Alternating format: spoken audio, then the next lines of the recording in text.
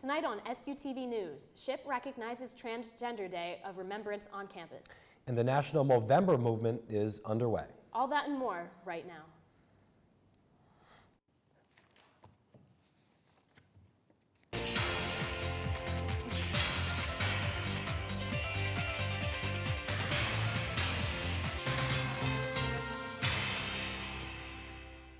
Thanks for joining us on SUTV News. I'm Callan Cole. And I'm Nolan Huffman. If you're wondering why you have seen more mustaches recently, SUTV's Brady Fisher has the answer. This year, over 9,000 men were given the news that they never thought they'd hear. They were diagnosed with testicular cancer. Now one foundation is raising awareness for the disease. The Movember Foundation is a nonprofit organization that raises awareness every November for testicular cancer, prostate cancer, and suicide prevention. The foundation spreads its message by asking men to grow out their mustaches over the course of November. The Movember Foundation started back in 2003 with only 30 members. Now today, they have over 5 million members, including Shippensburg English professor Daryl Legacy. So I do Movember because I'm actually a 2-time testicular cancer survivor.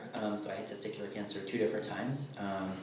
And I really wanted to try to find some kind of way to sort of, make something good out of it, or try to, raise awareness and raise money. Legacy has been participating in Movember every year since 2012 and has grown a variety of mustaches, such as the pencil mustache and the Fu Manchu mustache. If you would like to donate to the Movember Foundation, you can make a general donation or donate to Professor Legacy on his Movember page. From SUTV News, I'm Brady Fisher. For more information, visit Movember.com. Yesterday, the world mourned for the loss of a life in the transgender community. SUTV's Andrew Hyback has a story. So today is Transgender Day of Remembrance for everybody that's been murdered or died this past year. So we're going to take a moment for that. Students and faculty gathered together yesterday evening in the Pride Center, located on the top floor of Shippensburg's Cub, in honor of Transgender Remembrance Day.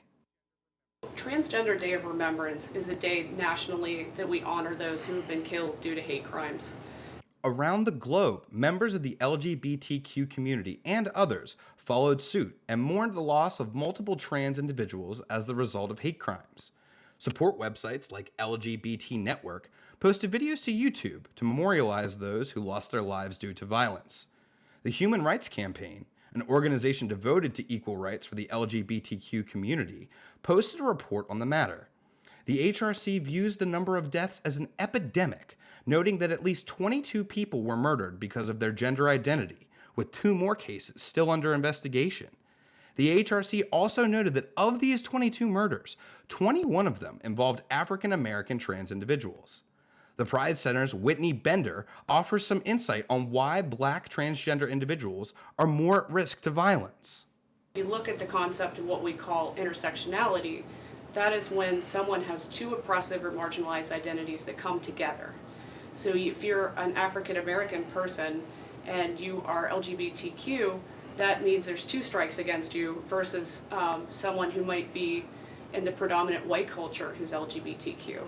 The Pride Center encourages students to attend their events, as well as to come talk to members of their staff for both support and education.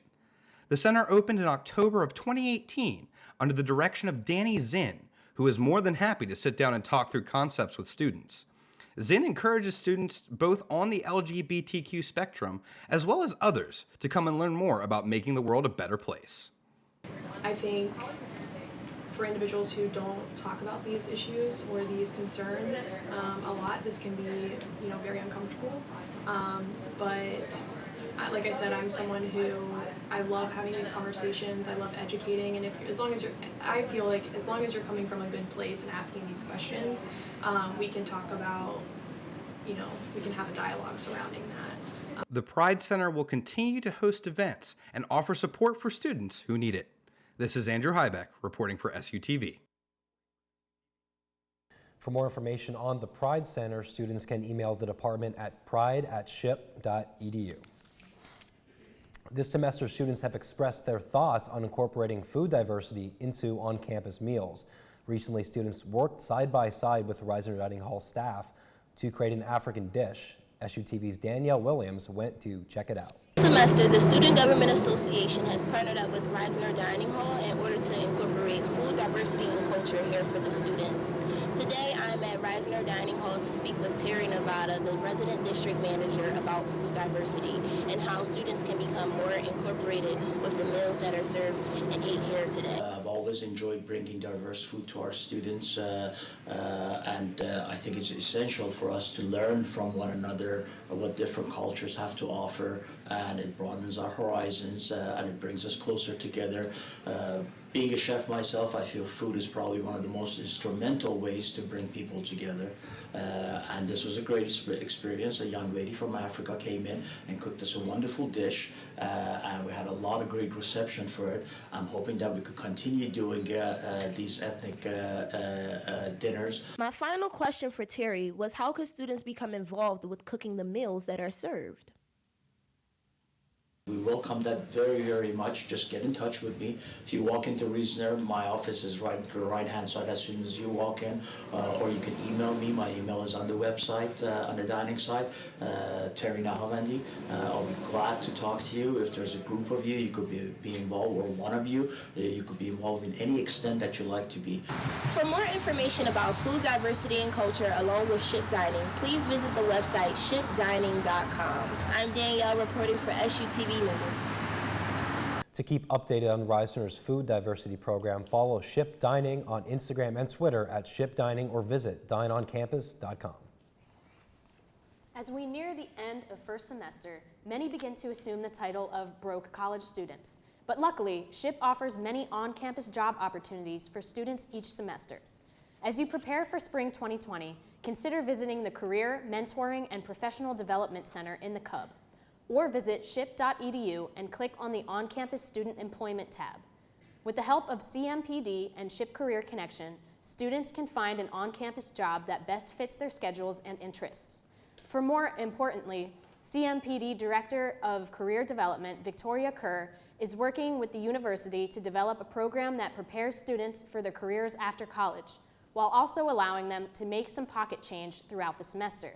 RISE, or Reflections in Student Employment, allows students to meet national career competencies while also gaining experience right here on SHIP's campus. Is to take all our on-campus positions, link them to learning outcomes, and then map them to those 8 career competencies for the National Association of College. With RISE, students can also prepare for real-world situations. For example, if students became on-campus lifeguards in HIGIS, they can develop soft skills needed for the workforce. I can think about, yes, I'm saving lives, but in the long term, I'm learning conflict management, I'm learning communication skills, I'm learning time management, and I'm also learning the opportunity to work in a team should something happen. SHIP can expect to see more about the RISE program in spring 2020. For more information about on-campus jobs or the CMPD, tune in on December 11th at 1:30 p.m. for a special edition of SUTV about on-campus student employment. A new Starbucks location is opening in Shippensburg. SUTV's Brandon Keiss has the latest. Well, just in time for the holiday season, opening up here in the town of Shippensburg, we got our very own Starbucks. And it's a bit far away from the university campus, which is perfect for those out here in the community who don't have to travel onto the campus just to get a nice hot cup of joe. The grand opening will be taking place this Friday, the 22nd, where they'll be opening up the doors at 5:30 in the morning. For those die-hard Starbucks lovers, this means you'll be able to fill up on your favorite items from breakfast, lunch, beverages, and of course holiday season sweets. For those not wanting to head inside and wait in line, there's always the drive-thru, something we certainly don't have here on campus. The store has a decent-sized outdoor seating area for those nice days in the summer, and multiple different seating options inside for lounging and enjoying a coffee. The store is located on Walnut Bottom Road in the plaza across the street from Goose Brothers. Brandon Keiss, SUTV News.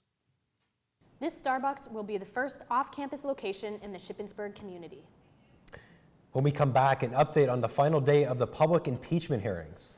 And a preview of the annual Hershey Bears Teddy Bear Toss. With the holiday season right around the corner, the Hershey Bears are getting ready to give back to the community. SUTV's Tyler Danceson has more. The Teddy Bear Toss is coming back to Hershey. I had the chance to talk to the Bears organization about the upcoming event. The Teddy Bear Toss is an annual event dating back to the 1990s. The purpose? To give back to the community. Every bear tossed on the ice is then donated to local charities. Some organizations include the American Cancer Society and the Milton Hershey School. Last year's game saw a total of almost 35,000 tossed on the ice and then donated. Bears forward Leon O'Brien speaks about how the Teddy Bear Toss has evolved during his time with Hershey. I mean, I think just more and more teddy bears.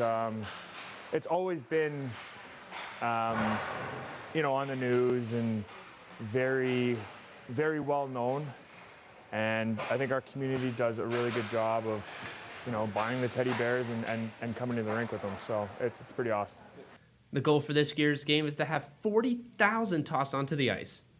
Play-by-play analyst for the Hershey Bears, Zach Fish, talks about what it's like to call a game of this magnitude. I love it. I love getting a chance to be behind the microphone, and every chance the crowd is oohing and awing. You're almost on pins and needles waiting for that puck to go in the net. You're always afraid you're going to get shut out, but I love the second the puck hits the back of the net. Before I even get the word scores out of my mouth, there's that one over a zealous fan that's already thrown the teddy bear. The 2019 Teddy Bear Toss game will take place on December 1st as Hershey plays the Hartford Wolfpack. For SUTV News, I'm Tyler Danson. Make sure you stay tuned for more coverage of the Teddy Bear Toss from SUTV's Patrick Ramsdale and Tyler Danceson. With Pennsylvania's current minimum wage being $7.25 an hour, many citizens feel that there's been a need for a raise in recent years. This past week, a Senate committee in Harrisburg passed a newly unveiled measure that will gradually increase the minimum wage to $9.50 an hour. If enacted, this will help over 500,000 Pennsylvanians and will take effect by 2021. It was another big day on Capitol Hill as two new witnesses answer questions from the House Intelligence Committee in the impeachment inquiry into President Donald Trump. Both witnesses faced tough questions and laid out new details in the investigation. Steve Hannes has the details. Witnesses offering new details in the ongoing impeachment inquiry into President Donald Trump. Fiona Hill, a former top Russia advisor for the White House, pushing back on a claim made by some Republicans that it was Ukraine, not Russia, that interfered in the 2016 election. This is a fictional narrative that has been perpetrated and propagated by the Russian security services themselves. She also urged lawmakers to be prepared for similar action from Russians in the next election. We are running out of time to stop them. Also testifying before the House Intelligence Committee, David Holmes, counselor for political affairs at the U.S. Embassy in Ukraine. The president's voice was loud and recognizable. Holmes testified that he heard a call between Trump and Ambassador to the European Union Gordon Sondland. According to Holmes, Trump asked Sondland about whether Ukraine will investigate his political opponents. I then heard President Trump ask, so he's going to do the investigation. Ambassador Sondland replied that he's going to do it, adding that President Zelensky will do anything you ask him to do.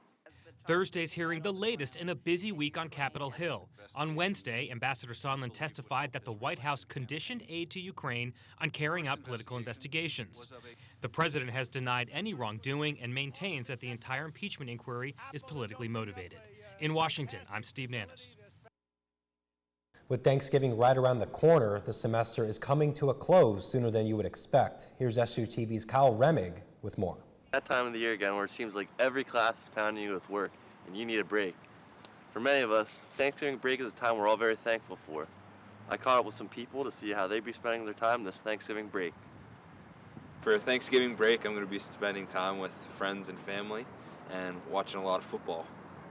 So for break, I think I'm probably planning on going to my grandmother's house for Thanksgiving. We always do that every year. For Thanksgiving, we are going to Colorado to go ski, maybe do a turkey trot while we're out there. Definitely going to Urban Outfitters. I know, I'm excited. It'll be nice to get away. We should probably go out Thanksgiving Eve. And of course, I couldn't help but ask for everybody's favorite part of Thanksgiving dinner. My favorite side is my grandma's homemade filling balls. Go into it. They're fire. Favorite side dish? It's gotta be the dang stuffing. Stuffing or mashed potatoes? Mashed potatoes and gravy. I also like the sweet a lot of gravy. potatoes. There's just no dinner like Thanksgiving dinner. I think we can all agree on that. I hope you all have a happy holiday. From SUTV News, I'm Kyle Remig. Later in the show, I'll show you how to make a Thanksgiving meal on a budget, and I know Callum is looking forward to it. Yeah, I am. It's my favorite part of tonight's show. When we come back in world news, one couple takes their destination wedding to a new level. And our pro-democracy protests continue in Hong Kong.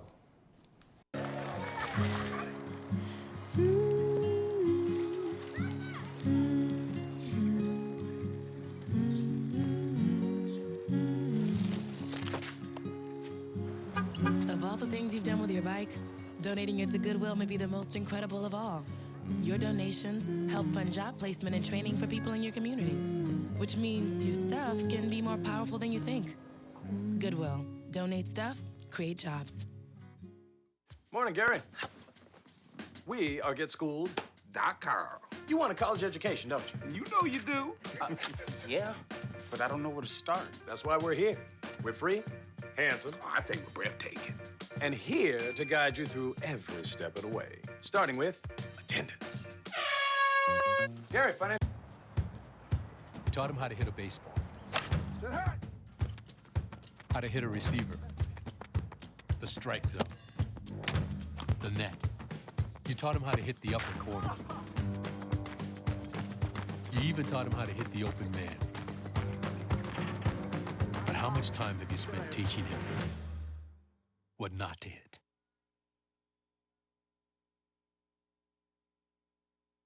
One couple is taking their destination wedding to a whole new level. Brady Fisher has this week's world news. Brady? One couple is taking their love to new heights. Marrying 37,000 feet in the air between Australia and New Zealand, the couple said "I do" on a commercial Jetstar flight exactly halfway between Sydney and Auckland. The bride from New Zealand and the groom from Australia wanted to symbolize their love for aviation as well as each other. A Jetstar crew member officiated the wedding. Pope Francis is in Thailand for the first stop and a tour of Asian nations. He visited a hospital earlier and met with the Supreme Buddhist Patriarch. Thailand has a relatively small Catholic population, less than 400,000 people, but the Pope is there to highlight the importance of harmony among different faiths. After Thailand, Pope Francis travels to Japan, where he'll visit both Nagasaki and Hiroshima to further his calls for a total ban on nuclear weapons. An eerie orange sky over Australia. It's a combination of thick dust, smoke from wildfires, and rising temperatures. The dense color made it difficult to see and breathe.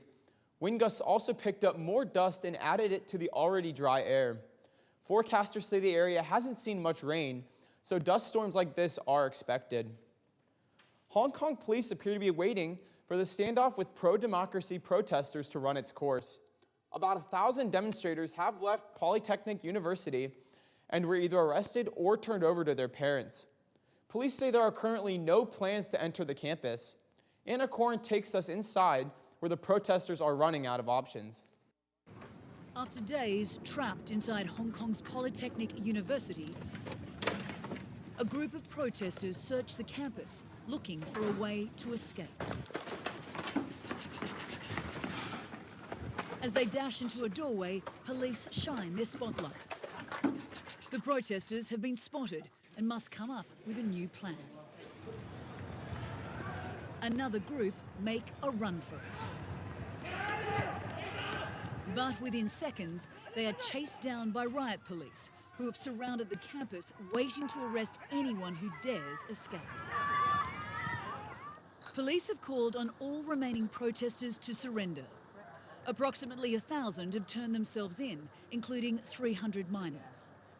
Among the dozens refusing to leave is 20-year-old Winnie. It's not her real name. She's asked us not to reveal her identity. She's physically and mentally exhausted, but won't give up. Why won't you surrender? Because so many people like me, they sacrifice their life, but they will say, doesn't matter, because I love Hong Kong. So I want to stand for them or maybe to support them. But within half an hour... How are you feeling? Just... You tired? My lover is outside to waiting me because... Winnie has changed her mind. She's decided to surrender. Her 18-year-old teammate decides to join her, but as we start to leave, we come across another protester.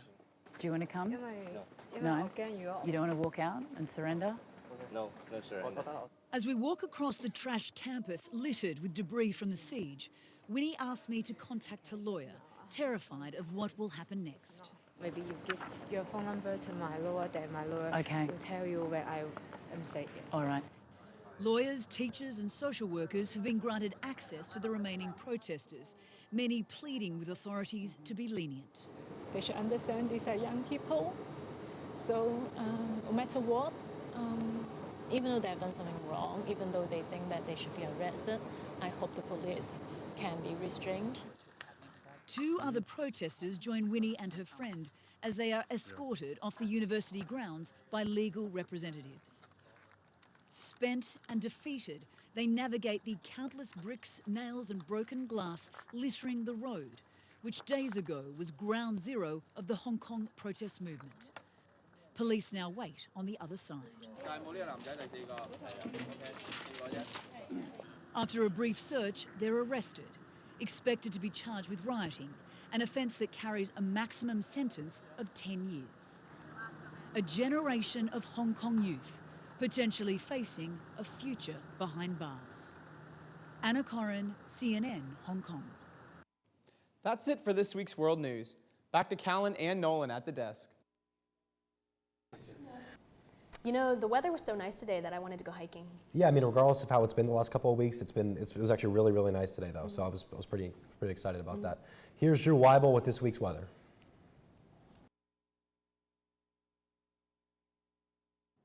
With December fast approaching, you'd think things would be starting to cool down outside. However, strangely enough, it appears the opposite will occur this coming week. Tonight, partly cloudy skies with a low of 46. Then tomorrow, it's going to be a bit rainy with a high of 51. Looking at the 5-day, the rain persists into Saturday evening and makes a grand reappearance on Wednesday, but the rest of the week should be relatively dry.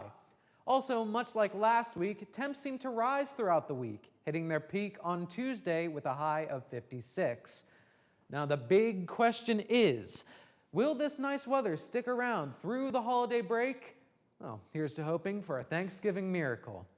That's it for this week's weather. Now to Marley with the Entertainment Report.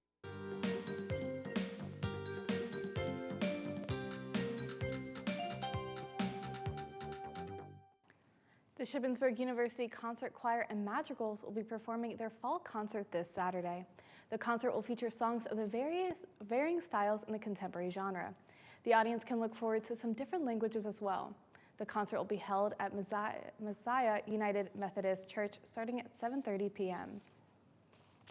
Tonight through Saturday, Act 5 Productions is performing the play I Hate Shakespeare. They made a trailer highlighting what the show is about. Take a look.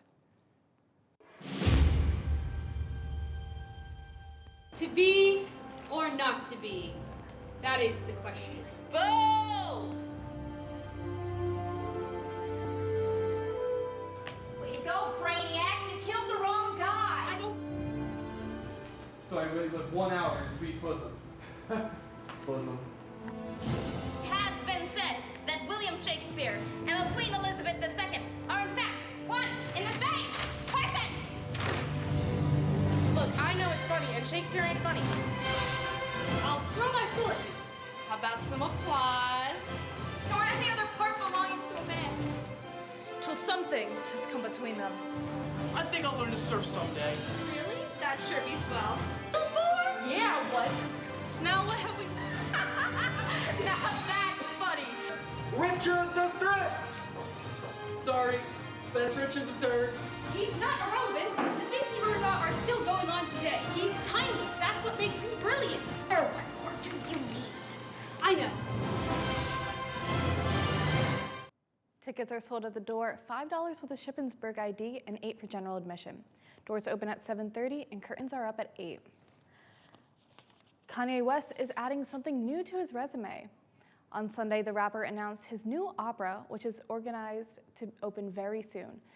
Nebuchadnezzar is to premiere Sunday, November 24th at the Hollywood Bowl. The name of the show comes from the king of Babylon and was known as the Destroyer of Nations. The Kanye West opera will be directed by Italian performance artist Vanessa Beecroft. It will include music by the rapper's gospel project Sunday Service, Peter Collins, and Infinity Song. West said he had received visions that helped him make his new album and Sunday Service. He said, quote, "God's been calling me for a long time and the devil has been distracting me for a long time," end quote. The opera will be open to the public, unlike West's Sunday Service. And Billboard has recently announced that Taylor Swift will be the first ever Woman of the Decade. She'll be honored at the 2019 Women in Music event on December 12th. Billboard has stated that she is, quote, "one of the most accomplished musical artists of all time over the course of the 2010s," end quote. Swift has reached many professional goals, including 5 #1 albums this decade, 5 #1 singles, 3 worldwide stadium tours, and 2 Billboard Women of the Year awards. They will also be honoring other female artists such as Alanis Morissette, Brandi Carlile, and Nicki Minaj. When we come back in sports, 2 Raiders are recognized for their academic success. We have more after the break. It was senior day at Seth Grove Stadium as Ship was looking to close out their season on a win. SUTV Sports' Jordan Hanley has more. Shippensburg hosted 18th ranked IUP for its final game of the season. Halfway through the first quarter, Quentin Maxwell finds Justice Evans for 48 yards and an early go-ahead score. After a 58-yard IUP run, David Shank nails the 26-yard field goal to get the Raiders on the board. On the first drive of the second quarter, Maxwell threads the needle and finds JoJo Gauss as he tiptoes into the end zone to give IUP a 20-3 lead. IUP would go on to score 4 more touchdowns, but on the final drive of the season, Messina hooks up with the man, the myth, the legend, Winston Eubanks. Ship went on to lose on senior day 54-24. For SUTV Sports, I'm Jordan Hanley. The record might not have ended the way they were hoping, but there's still a few things to look forward to for next season.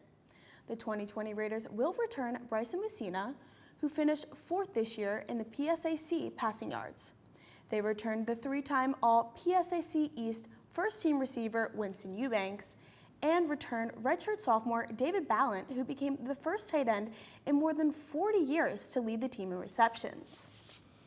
2 Shippensburg University football players were recently named to the 2019 Division II Super Region 1 Academic All-District team. Both Sean Judge and Tig Spinelli were awarded this honor for their performance on the field and in the classroom. Tig Spinelli, who had a GPA of 3.86, finished the year with 61 tackles and 2 sacks. Sean Judge finished the season with 917 all-purpose yards and currently holds a 3.45 GPA.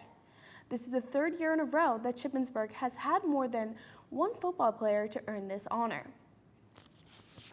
The Shippensburg men's basketball was back in action on Tuesday afternoon. Shippensburg's men's basketball was in action at home this Tuesday against the Dickinson Red Devils. The Raiders were attacking the basket early as both teams were trading scores in the first half. The Red Devils continued to allow Shippensburg to drive the ball late in the first half as they scored 24 points inside the paint during this game. We pick up action in the second half when the game's leading scorer, Carlos Carlton, catches the pass in the air for the dunk for the Shippensburg Raiders. The Red Devils buttoned down on defense, but the Shippensburg ball movement was too good. The Raiders found an open man to get the 3-game going to pull away in the second half. 4 Raiders would go on to score in double figures to win this game. For SUTV Sports, I'm Ryan Sandy. Men's basketball will be on the road against Slippery Rock University on Saturday. The volleyball team started their postseason campaign this week. SUTV's Patrick Ramsdale has the highlights. Shippensburg volleyball took on Clarion Tuesday night in the PSAC quarterfinals. In the first set, an error by Clarion would allow Shippensburg to set up Samantha Weber for a big kill. On to the second, where Clarion would try to show off their offense, but the Raiders' front row shuts down the Golden Eagles with a big block. In the third set, with a chance for Shippensburg to complete the 3-set sweep, senior Kendall Johnson places the ball perfectly on the other side of the court for a Shippensburg win. Shippensburg will travel to Erie this weekend for the PSAC Final Four. They face off against East Stroudsburg on Friday at 5 o'clock. Sticking with volleyball, 5 Raiders received all PSAC honors, which is the most in the past 12 years. Junior setter Emily Hangen and senior middle Samantha Weber were named all PSAC first team. Senior outside hitter Gabrielle Johnson was named to PSAC second team, and senior Megan Frostberg and senior Kendall Johnson were named all PSAC third team. Hangen leads the PSAC ranks second in the nation with a career high of 1,289 assists. Weber is tied for the best hitting percentage in the PSAC, swinging a career best of .33 this season over more than 800 attempts. Shippensburg Wrestling faced off against Waynesburg on Wednesday night, winning 7 of 9 bouts. SUTV's Carmine Chicatano has more.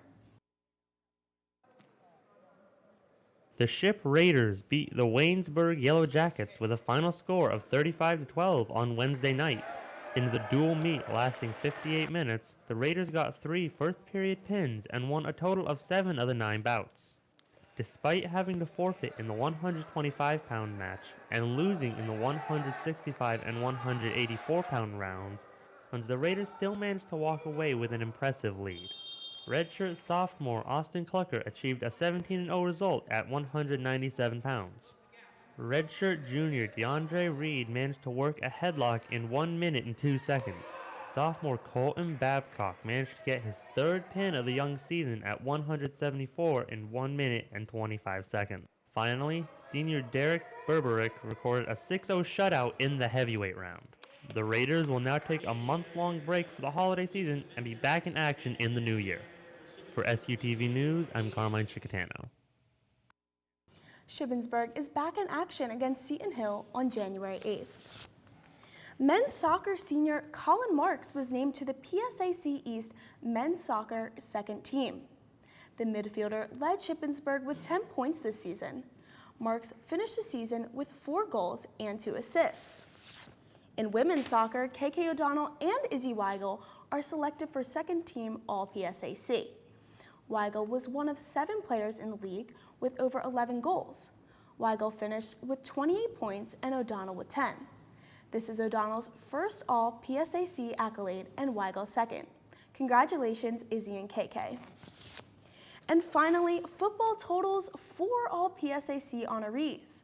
Redshirt junior Winston Eubanks was named to the All-PSAC first team. Junior defensive end Tim Bradley, graduate running back Luke Durkin, and senior linebacker Tig Spinelli were named to the All-PSAC East second team. Eubanks, who earned his 3rd straight All-PSAC East first team honors, finished the season 6th in the PSAC in reception yards with 896 yards and 8 receiving touchdowns. Despite not having any rushes in the first 3 weeks, Durkin finished 6th in the PSAC with 918 yards and 10 touchdowns. Bradley led the Raiders with 8 sacks and 10.5 tackles for loss, and Tig Spinelli led the Raiders with 68 tackles with the season. Congrats to our PSAC all-team athletes. For SUTV, I'm Mackenzie Mitchell. When we come back, I'll teach you how to make a Thanksgiving meal on a budget. Stay tuned, you won't want to miss it. Are you running low on money before the holidays but still want to celebrate? Well, we've got a solution. My co-anchor here took to the kitchen to come up with a cheap holiday meal for broke college students to enjoy. Let's take a look. Okay, so when we're gonna cook these cheap popcorn bowls for a cheap Thanksgiving dinner, we're first gonna cook the jumbo biscuits here. And what you wanna do is first preheat it to 350, of course.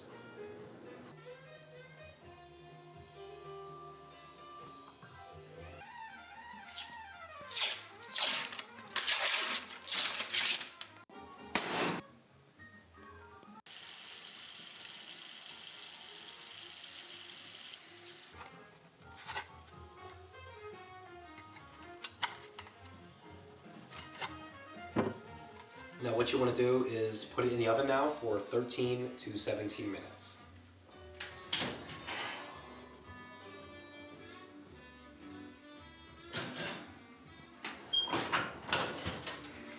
Okay, so next we're going to do the potatoes, and what you need for that is 2 cups of water.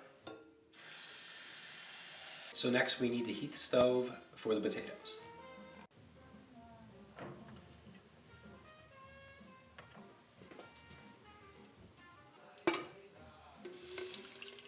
Okay, next you want to make sure the water and the butter heat to a boil. Now next you need 2 cups of potato flakes. Next we need 3/4 of a cup of milk.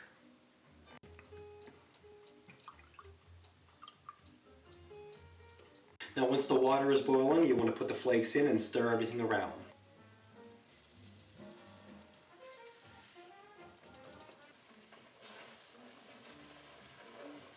Well, the biscuits are finally done.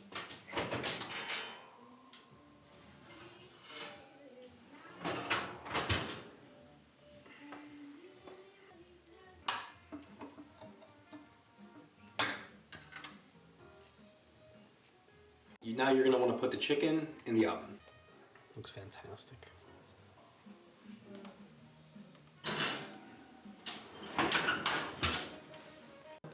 So the finished product is here. It's not a traditionally Thanksgiving meal, but we're broke and this is what we came out with. It's similar and it's kind of exciting. Actually a lot of fun to shoot. I'm glad we did it. I think it was a lot of fun. I really do. Yeah, I agree. We should do it again. We definitely should Yeah. for upcoming shows. So that's it for SUTV News. I'm Nolan Hoffman. And I'm Callan Cole. Don't forget to follow us on Facebook, Twitter, and Instagram at SUTV News, and check out our website, sutvnews.org. We'll see you guys next week.